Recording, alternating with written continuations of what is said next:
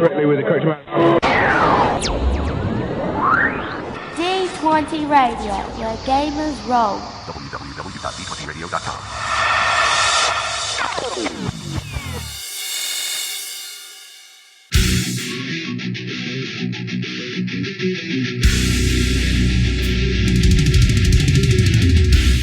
Welcome to Me and Steve Talk RPGs, a podcast where me and my friend Steve... We're playing games this time.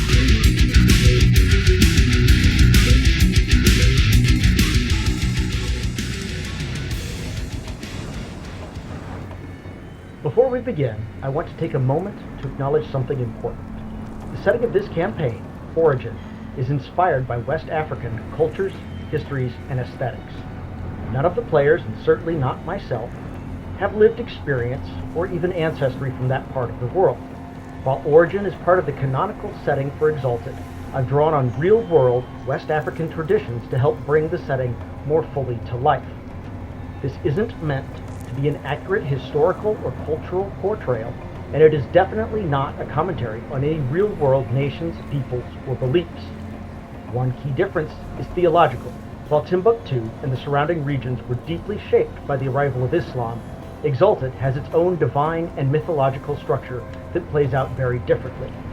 My hope is to approach these inspirations with respect and care, and I welcome feedback if I fall short. In the session notes, there will be a short list of resources to learn about the real history of West Africa and the Sahel. Thank you.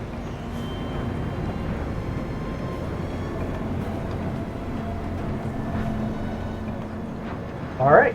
I guess we can start playing then. All right.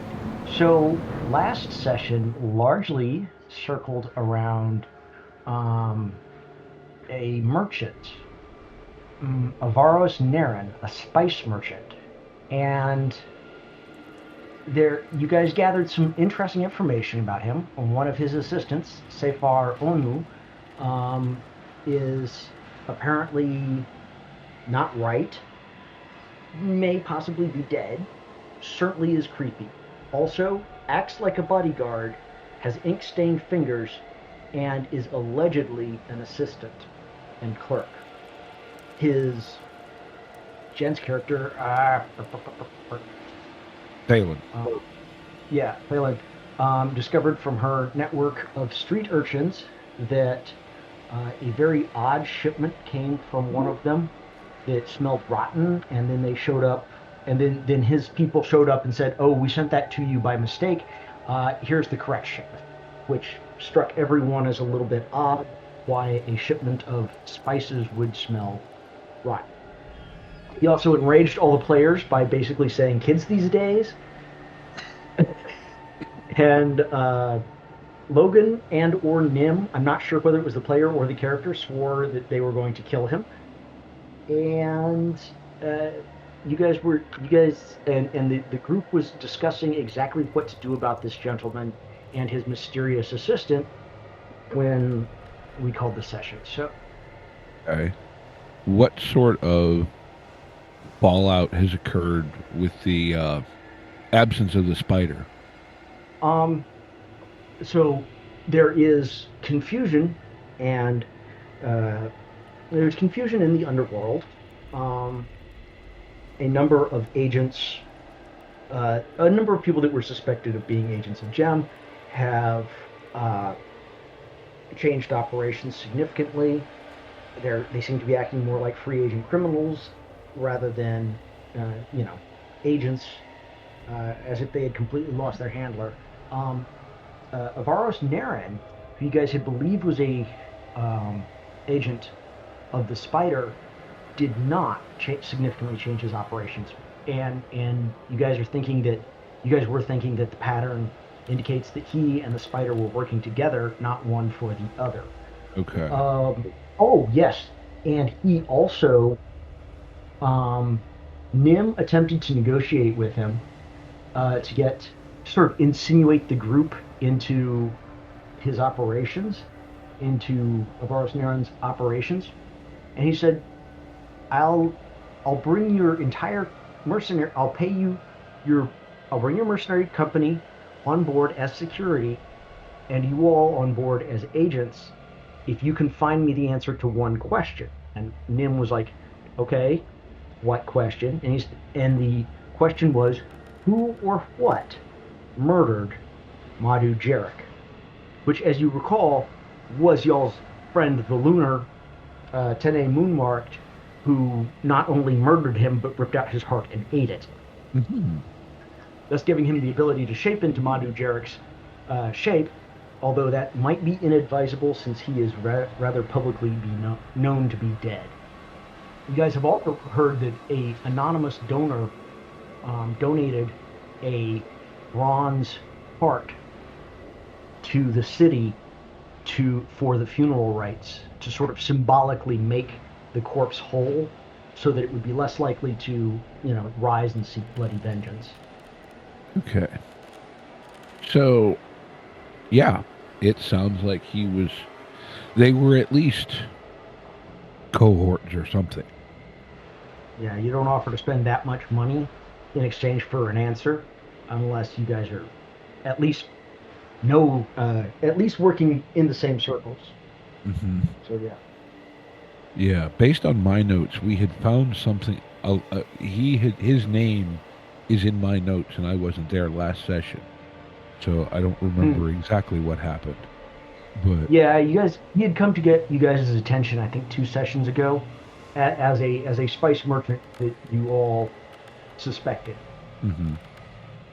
So, not that I want to cause us problems, but how are we, as far as our collective resources and keeping our mercenary company covered? Excellent question. Yeah. I know Finn's been looking to get them work and resources, but I don't know if anything's come of it yet. Yeah, well, and I hit Jarek's place once, / twice, but, that's more of a one-time thing, not a continuing thing per se. You can't just keep robbing the same person over and over again. Well, not after you burn down their shop. An alibi for murder, you kind of can't rob him anymore.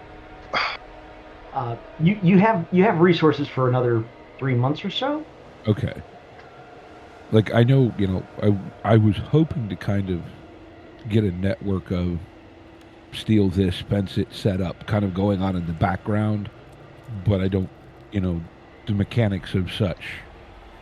I know, Exalted has, the project system? I don't know how that works, though. Yes, you can. Yes.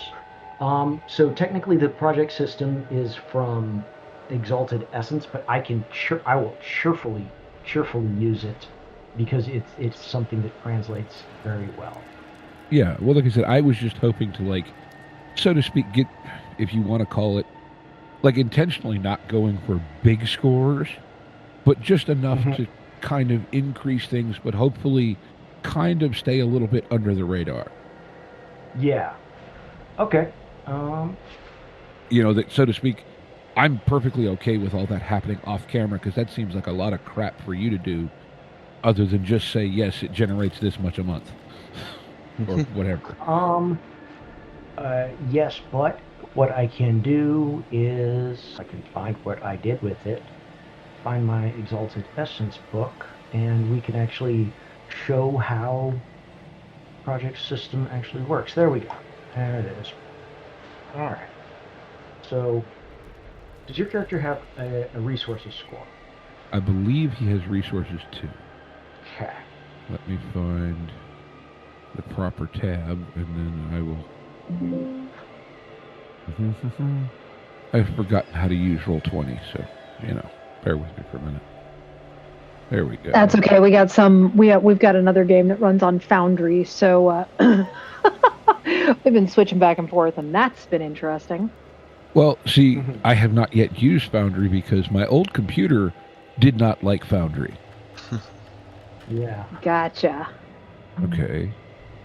Oh, there we are. No wonder I couldn't see me. You ready?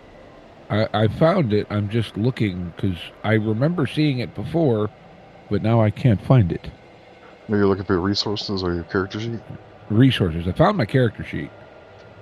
Resources would be under merits as a general rule. Yes, they're okay. Yes, I am currently 2. All right. So to sustain your company without any issues, you said you're currently at I'm at 2. 2. So Let to me get sustain mine. your company without any issues, you'd need resources for. But what we can do is we can do a quote unquote venture. We can do a venture where you attempt to increase your resources to bring you up to that level with a sort of a time limit of before the money from Madhu Jarek's shop runs out. Mm-hmm. So the time scale on that is probably going to be in. Okay, all right. You're wishing to set up a organization to do that or something like that. Yeah, like a Or, heist crew, basically, just thinking in line with what Cyclone does, but basically, obviously, we want to hit the more gem-friendly merchants, but right. just kind of basically a little bit here, a little bit there, hopefully enough that, well, it's annoying, but damn it, it's not enough to really get someone's attention to cause problems. Well, it sounds like you want to kind of run a thieves guild almost. Almost, but not per se. Like it just a crew that, we take a little off the top and hopefully it adds into what we have and we don't have to stress about money for the mercs. Because soldiers being, mercenaries wanting to get paid is probably not the people we really want as adversaries. No. We would like to be quite happy. That's what I mean. I'm very open to anyone who has any other income stream ideas, but no, I mean, like I said, Finn is mostly just looking to try to get the company to be employed. So, doing protection and things like that. Yeah. Obviously, the city contracts are the nice ones. So, I mean, can we structure this somehow then that the project is more funding the company as opposed to it being particularly tied to my character or anyone else's character?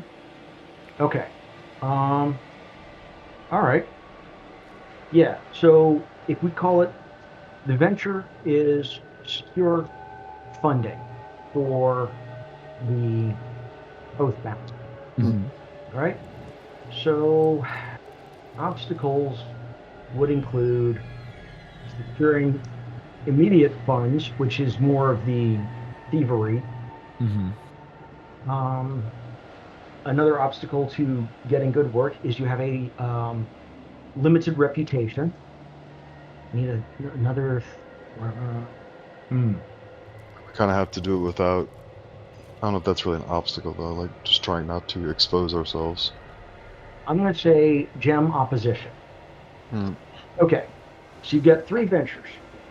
Each venture, or you've got 3 obstacles. Each obstacle, you got to come up with an idea of how you're going to address it. We'll do one scene where you do that, and at the end of the scene where you attempt to address it, and the difficulty is going to be either 4 or 3, depending on.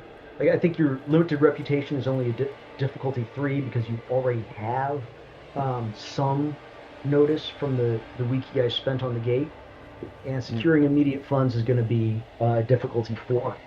And then the final one is gem opposition, which is that the mercenary companies that work for gem are not always thrilled about independent operators, so it will probably include a conflict of some kind. So if there's one of those you guys want to address now, or if you wish to follow up with the on investigating and or doing something about Avaros Naren, it is up to you all. Yeah, no, I'm happy to do that too. I just figured that was something that we ought to at least try and get ahead of before. Oh crap, it's a problem now. Oh yeah. Yeah, I mean, if we want to investigate Naren and his strange cohort and so forth, I'm fully down to do that. Well, I think we kind of have to. I mean, the thing is, I mean, we're exalted, so this is kind of what we, kind of the game is, doing everything at once, doing. Everything at once? Yeah, pretty much. I mean, we're supposed to be walking gods, All right. unfortunately. Yes, So but I am a mere mortal GM, and so I need to know which he Oh, no. likes to do first. Yep. We have someone we can ask about confirming that. I don't have splitting the party prana, which would allow me to run 3 simultaneous unrelated scenes. I'm gonna need to get your experience with us. Right? Well, one could argue that we have a merchant who appears to be on the side we don't like.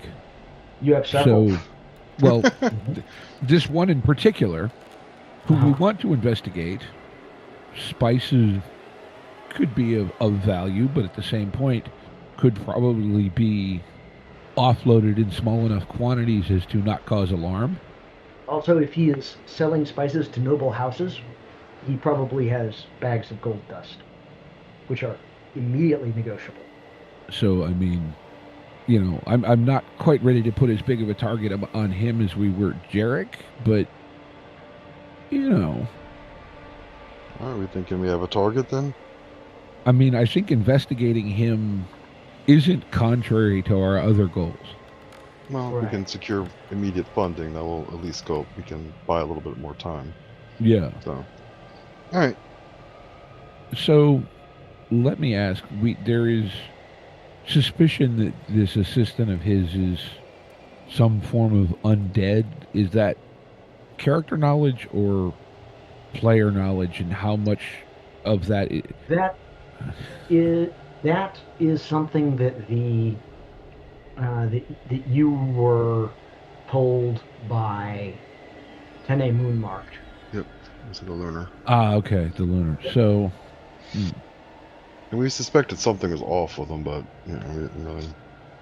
but I mean, in creation, are We know. undead alike akin to D&D undead, or is this a completely different level of stuff?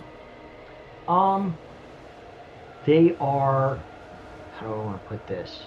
They are ghosts from the underworld, which should not be able to walk in light of day,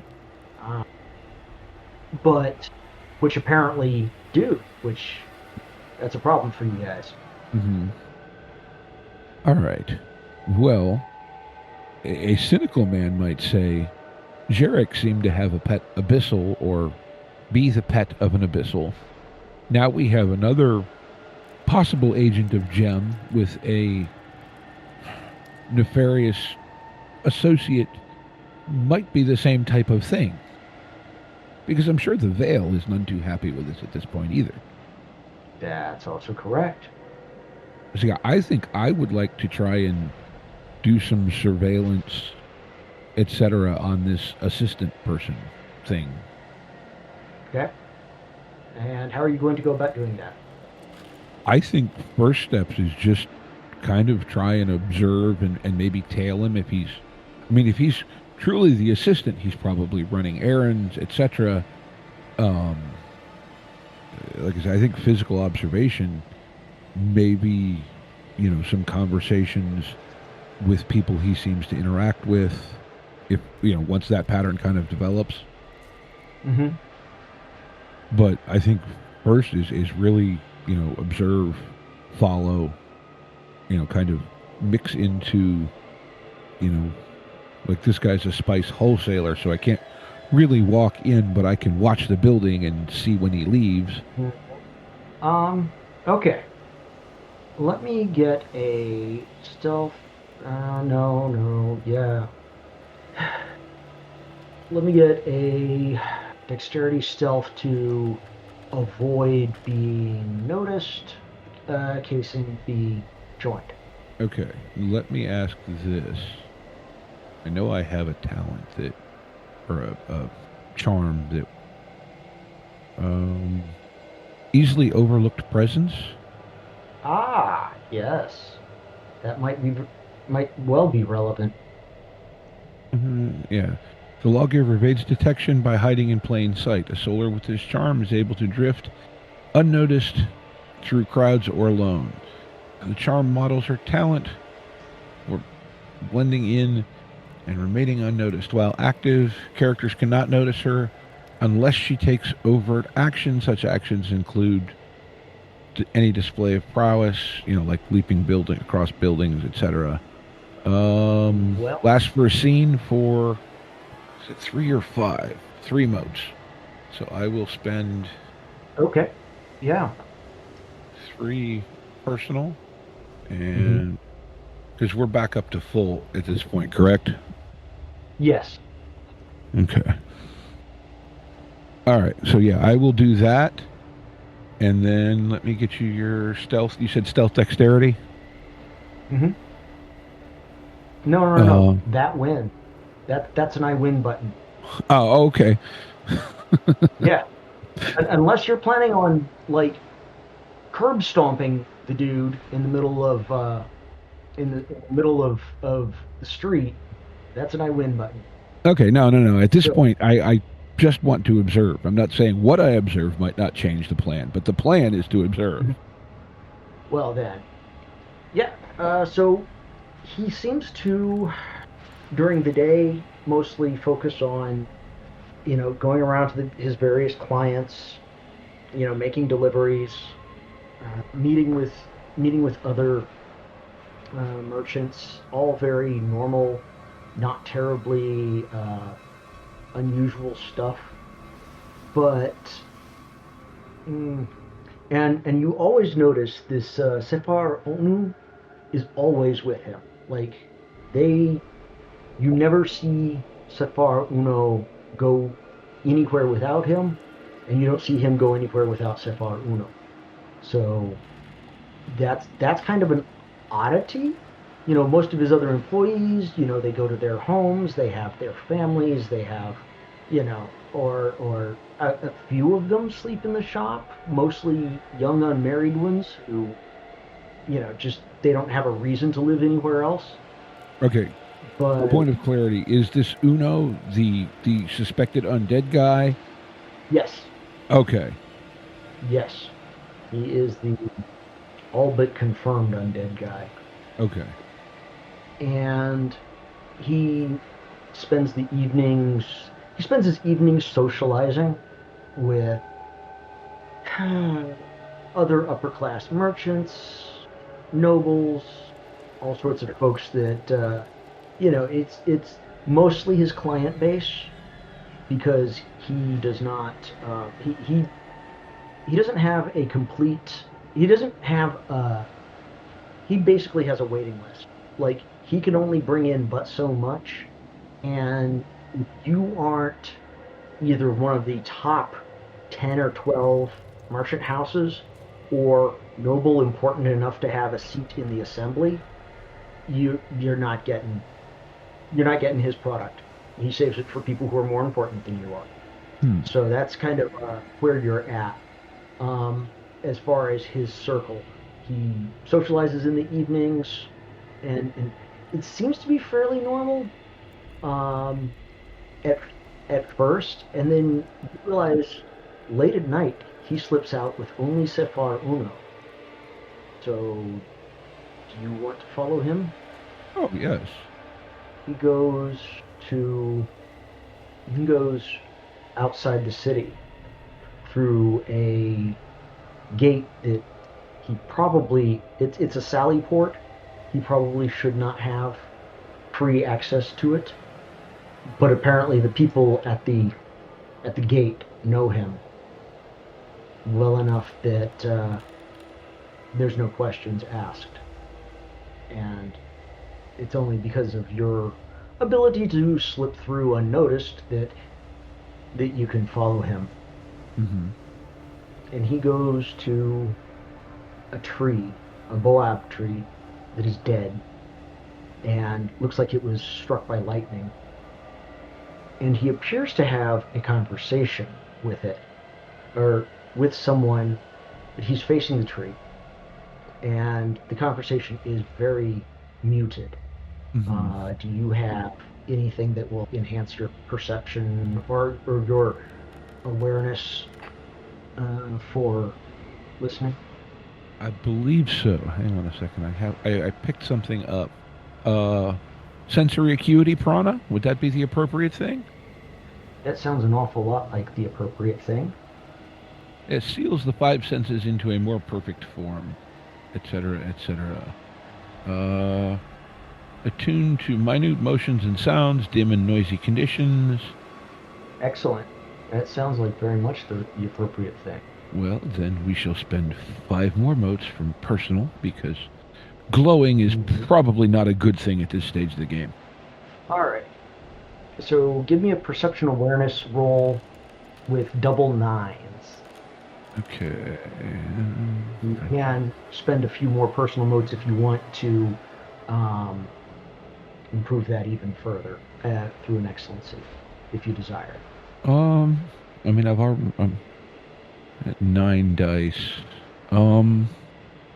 Difficulty here is going to be a 4. It kind of depends on how much you want to go over. Yeah, I'm also looking. Well, so if I spend my personal pool is down to 5 now, which concerns me a little bit. That you know what, I'll throw in 2, so that then I put 2 in the bonus. Correct? Yes. Doubles, 9s. No automatics. Correct? Yeah. Okay. 5 successes. Excellent. You can hear him. So whoever he's talking to, he's addressing as my lord. And he says he is still investigating the death of Madhu Jarek. He says he met an interesting fellow recently who he believes bears watching. And he describes the guy, and you quickly realize he's talking about Nim. So he's talking about Nim? Logan's character. Okay. Yeah, and then he says all is still going according to plan other than the disappearance of Madhu Jarek, or the death of Madhu Jarek. Okay. And I'm assuming after he finishes conversation, he returns to the city and his residence and so forth? Yeah. And set our owner with. Yeah, I think then I'll return to our base and kind of relay this, and probably maybe more to Parviz and Saelen. What do y'all know about people talking to trees? Apparently dead. I think you said it was a boab tree? You do know that boabs are considered sacred, but that a dead boab may be a bad may be a bad omen, but it may not be. No, actually, I do want to ask though. Also, yes. This assistant basically is just kind of tagging along and just being there. He's not participating in this conversation. He's just like the silent guy off his shoulder, so to speak, the whole time. Yes, if this were a mob boss, you would assume that he is just there to be the bodyguard enforcer. As a merchant, though. Okay. So yeah, like I said, I'll relay all that. You know that. Yeah, I mean, his daytime activities seem reasonably in line with what he appears to be. Even his evening activities are not out of line, but then he goes out this gate and talks to this old dead tree, and he addressed it as my lord. So I'm thinking that is, I can get information, but this is above the level of things that I am out of my expertise now. Are any of you guys? Is anyone besides old Steve? I didn't. Go ahead. I mean, I'm willing to do a little bit of research, but I can't imagine that my character would know why someone would talk to a dead tree and call it my lord, unless there was something I would have come across in any of my first stage research, but I don't know. Parviz, you've got a cult, don't you? I'm looking. I believe so. At a semi-reasonable level? Yeah, let me look and see if I've got a cult too. I think I might. A cult. I have 3 points in a cult. Alright. I will take an intelligence occult roll to figure out, to at least try to get an idea of the significance of this. Of this tree. Oh shit! I have an occult of 4, so yeah, I'm gonna do some digging. I completely forgot. Well, I can tell you this. If I roll intelligence plus occult, I'm rolling 2 dice. So, Yeah, That's I think. probably not ideal. I think. Is there a way for maybe just me to just help with the research? Yeah? Let's do that then. Since you have an occult of 4, you have more knowledge on this than I would. But I have a little bit of knowledge, so I can maybe help you dig through some stuff. Okay, and there's that bookstore that we went into, right? Yes? Okay, I'm gonna actually kind of use that. I mean, I also understand that there's the library, but I don't. I'm trying to remember. Yeah, I'm gonna try seeing if I can get, if there's anything in that bookstore that might be helpful, and if not, then I'll try the library. Okay. So, Steve, if you want to, you're assisting, right? Correct. All right, Jen, roll intelligence occult with 2 dice for the stunt and 2 dice for Steve's assistance, and your difficulty is a 4. And then for the stunt, is there the 2 dice and then no automatic successes, right? Mm-hmm. Okay, cool. I'm sorry, -6? I can't. That makes no sense to me. What's the -2 for? I don't know. Try this again and put 0 in the automatic successes. Yeah, got it. Give it a null value. The -6, I think we'd start worshiping the tree after what she tells us. 2 successes. Okay, Again, can we what's go the back to that -2 negative? for? Can we go back to that -6? Because I actually had 4 successes, even if you take away those -2. I don't know what that minus. I don't Me know what either. -2 is supposed to be. I don't know because either. it's even in the second roll, you can see it rolling 4 + 4 + 4 + -2. Right, because you should have intelligence 4. Let me see if there is something going on weird here, and if it is, then we'll just. We'll adapt, adjust, and overcome. I mean, I can just go find 12 dice. Hang loose. You are going. This is so weird. I do not know what's going on here. It's setting. It's gotta be like a setting or something, no? 3, 4, 8, 9, 10. Just roll two additional dice. Just roll 2 d10s using the dice roller tool, and I am trying to figure it out. Alright, so it's a 4. You get, well, I said the difficulty was 4, didn't I? Whatever? Yes. I believe so. Yeah. Okay. Then, oh! You're still running around with a wound penalty, woman. Oh, shit. Yeah. I took it off. Alright. So, you get that there are records of death cults that have used dead boaps as conduits for speaking to ghosts or to ghosts within the underworld. That's creepy. Yeah. That's your best guess, and there's not really a whole lot else that would relate to that sort of behavior. Speaking to a dead boap. Okay. Well, that's not creepy at all. Mm-hmm. Okay. Now what?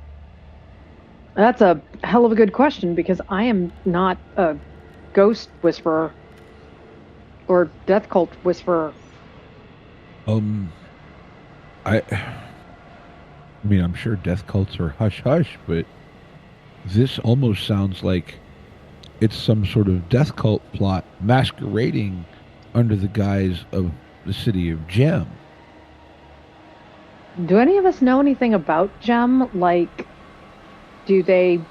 Because I know that there's the one city that is all about the dead people, but that's not Gem. It's That's not even in this direction of creation. Right. No, you have not heard anything about death cults in relation to Gem. Okay. Hey John, just because this isn't something my character would have been very up on. I'm also going to have spent some time just researching exactly, like, what's the point of a death cult? What are they usually used to accomplish? Do you understand what I'm saying? Not entirely, but I'll say that the point of death cults are usually about worshiping specific ghosts in order to gain power, like any other cult, especially in Exalted. They are, ghosts can, strong, old ghosts can grant various blessings, and so it's like any other relationship with an entity that can do so. It gives them power, essence, and the followers get blessings of various kinds. Okay, that's exactly what I wanted to know. Like a personal assistant. Like a personal assistant, perhaps. But also, you also know that exalts can benefit from cults. Any of you can benefit from having people worshiping you. So could an abyssal. I was going to ask, this is probably more of a player question than a character question, but what sort of ties, like Underworld and Abyssal, to me, in the Steve brain, there's some parallel there. Is that an in-world thing that any of us would know, or no is just let me ask. Sorry, not to cut you off, Steve. I was just remembering, since we were talking about ghosts, I have some stuff that deals with ghosts. Are we near this tree, by chance? You guys could go out and find it again, but I understood this conversation is taking place in the city. In the city. Okay. Yeah, I mean, I can take us back out there, I'm sure. Look at it. Yeah, I would like to go and actually use one of my occult abilities, one of my occult charms, to look at this tree. I would like to use spirit detecting gaze or glance. All right. So you guys do that on an afternoon, or are you going to do it at night? Somebody brushed me up. When did we see someone praying or praising to this tree? What was the particular time? Late last night. Okay. Around that same time is when I would like to go and be there. All right. When you do, and you do use spirit detecting glance, you notice one thing, that there is a small group of ghosts huddled around it. Not huddled around it, but like standing around it as if they are mounting a undying guard on it. And these are what you would probably know from your understandings of the occult as war ghosts. They are wearing helmets, light armor, and carrying what appear to be ghostly flame wands. And also, this is kind of technically outside the remit of spirit detecting the lance, but I'm being flexible with that. The tree is not merely a conduit, it is a gate to the underworld. It is soaked in necrotic energy. It is a place of power in which can empower necromancy, strengthen ghosts. It is very much a gateway to the underworld. I would just like, for the record, to say ew. Really noted. I was going to say, well, if he's looking at this at the time of night where I previously observed conversations, I'm going to take me in spots and make sure that what's his name doesn't just show up while he's looking. Okay. You know, I figure spots can cause interference, if nothing else. But the ghosts aren't manifesting. You know that they could, but they're not right now. They are still immaterial. They can observe but not interact. Well, Parviz is in sort of the same boat in that sense, because with spirit detecting glance, he can observe but not interact. Right. But also, it's not obvious that he is using spirit detecting glance, the ghosts don't know they're being watched. I'm gonna spend 7 motes. Does one of these ghosts, do they look like maybe they were the leader or in charge in any sort of way? So most of them have 2 feathers sticking up from their helmets. There's one that has 3. Okay. And maybe slightly nicer robes under his armor. Okay. So I'm going to spend 7 motes and order that dematerialized spirit to manifest using a charm presence or charisma presence persuade action with my essence as automatic successes. That is the spirit manifesting word? I don't know. It's in I have it listed in my character information items, so I'm not sure what the exact it's, but yeah. So charisma, presence, essence. That's an anima power. I did not realize that. Yes, you can do that. Yep. Let me just do some quick math here real quick. Charisma presence with an... So we're going to change that to charisma presence, and then essence. So 1 automatic success. 1 automatic success. Okay. No bonuses or specializations. Doubles 10s. 1 automatic success. And what I roll? 6 successes. All right. Well, he is jerked into the material world and stares at you and says, "What is your command, priest of the sun?" I would like to know some information. Ask. Well, actually, my friend would like to know some information. And he motions for... Come here. I have someone I'd like you to speak with. Jen, I think he's talking to you. Okay. I'm going to head over there. All right. I have materialized a ghost. Oh, boy. Okay. All right. And what did he just say to you? He asked what my command was. All right. Tell me what you know of the last person who opened this portal. He says, "Open the portal. The gate is always open.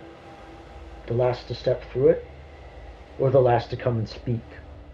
The last to come and speak, besides us. Some fat merchant who obeys the master. Who is the master? The veil which hunts the sun. Did you see Parviz, visually just roll his eyes and throw his arms up in the air? Of course! I care not about the simperings of the living. I care only to discharge my duty, which is to protect this gate.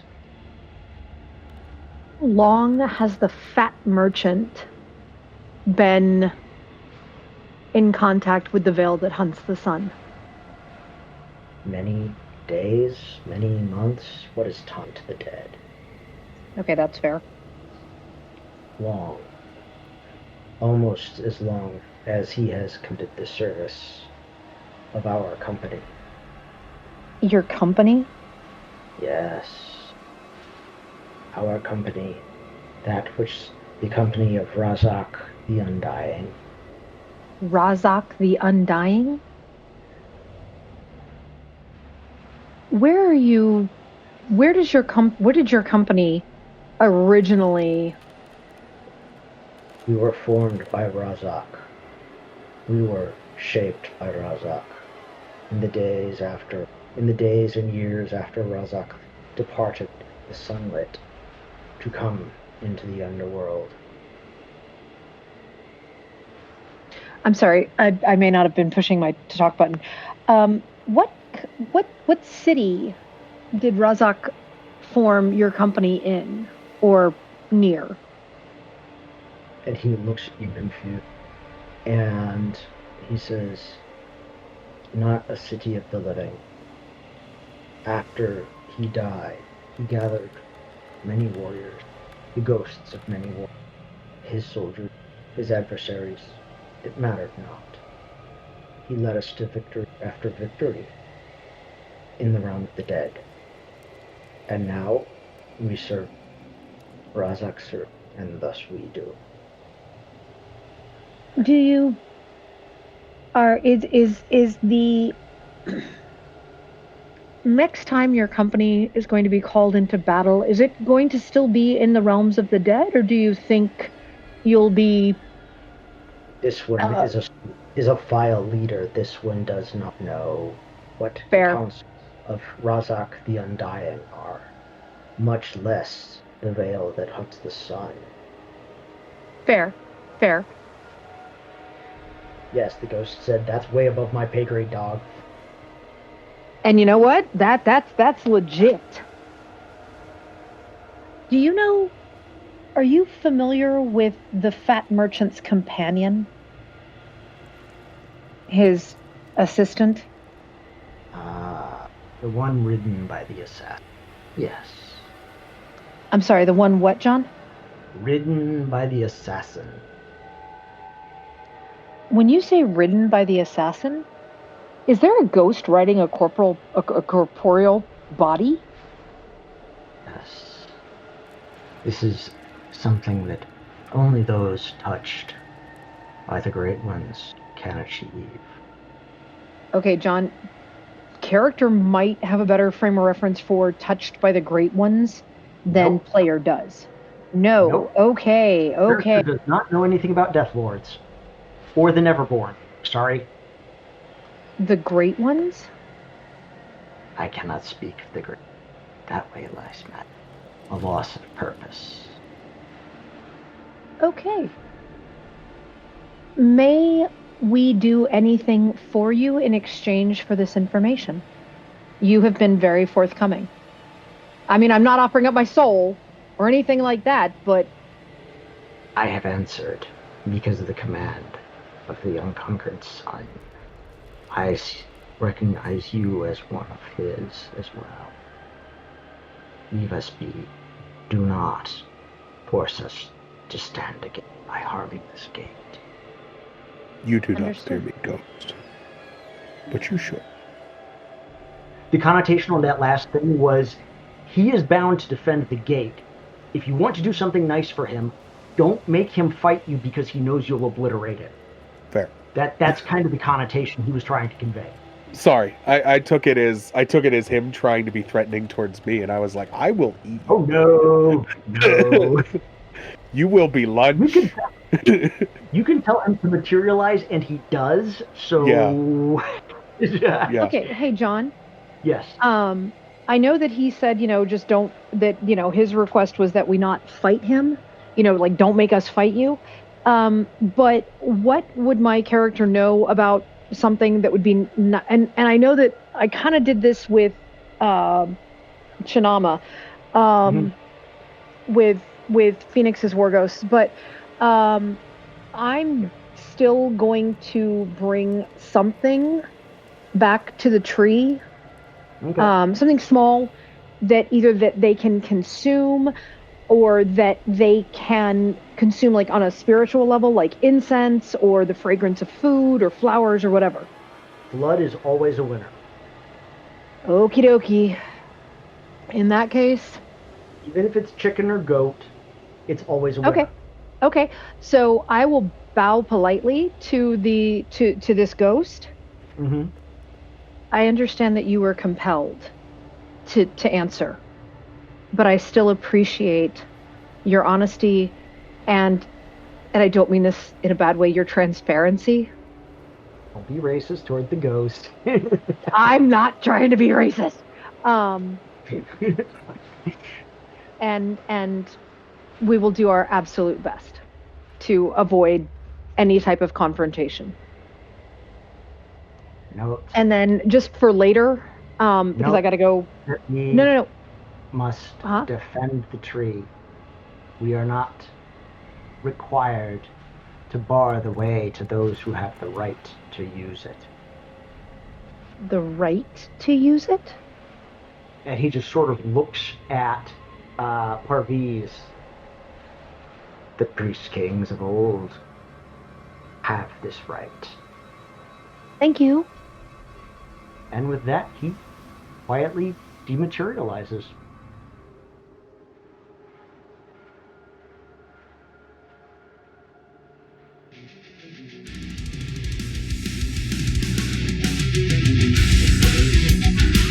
Intro and outro music by the band 12 Noon. You can email us at meandsteverpg@gmail.com. You can find us on Twitter and RPGs. Find us on Facebook at Me and Steve RPG Podcast, on Discord at Me and Steve RPGs, and as always, all of these links are in the show notes. Thank you, and be kind to one another.